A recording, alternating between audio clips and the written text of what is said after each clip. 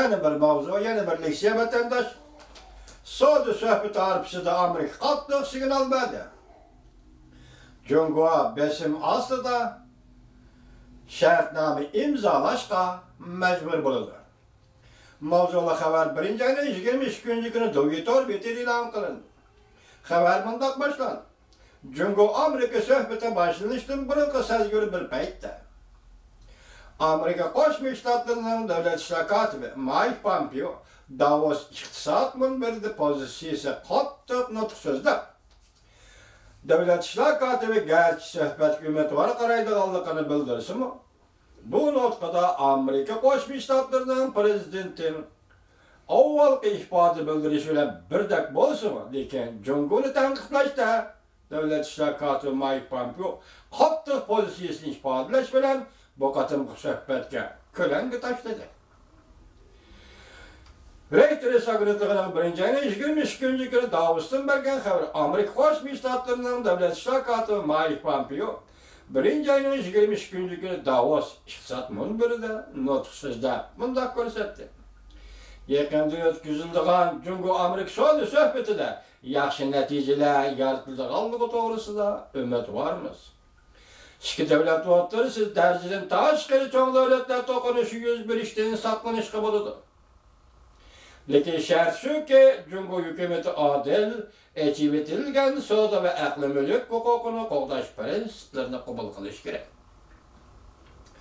2019-yil 1-ayning 30-kunigacha Washingtonda o'tkazilgan yana bir qatimliq savdo suhbati to'g'risida men umidvorlik bilan bunday hisoblayman. Biz bu suhbatga yaxshi muomala qilishimiz lozim. Biz bu suhbatda yaxshi natijaga erishishimiz lozim deb ko'rsatdi Amerika Qo'shma Shtatlarining davlat ishlar kotibi Mike Pompeo. Bir tarafdan aktiv signal qaytarib, yana bir tarafdan Jungoning mustabidizm siyosatini qattiq so'z iboralarni ishlatib tanqid qilib, Jungo qo'shni davlatlar urushparastlik qilyotidi deb ko'rsatdi Amerikaning davlat ishlar kotibi Mike Pompeo. Amerika taraf savdo suhbatidan burun ziddiyatli signallarni o'zliksiz tarqatdi. Ikki davlat munosabatiga ta'sir yetkazayotgan ikkinchi qiziq nuqta Ming Wanzhou voqeasidir. Amerika Adliya ministrligi 1-ayning 22 kuni bundoq ko'rsatdi. Huawei texnika shirkatining moliya amaldori Ming Wanzhouni o'tkazib olamiz. Ming Wanzhou 2018-yil 12-ayning 1-kuni qo'lga ilinib, Kanada bilan Jungoning munosabati yomonlashib ketdi. To'g'ri kelib qolgan bir taraf shu bo'ldiki, Kanada Adliya ministrligi Ming Wanzhouni Amerikaga o'tkazib berish qo'shilmamdi. Oxirgi vaqt bu nuqtani dal Amerika Jungo savdo suhbati taktikalik vaqtda 2019-yil 3-ayning 2-kuniga to'g'rilandi. Bu deganlik bir xil mumkinlik bor deganlikdir. Ya'ni agar Amerika Jungo suhbati o'ngishli bo'lgan bo'lsa, Kanada Ming Wanzhouni Amerikaga o'tkazib berishni voz kechadi.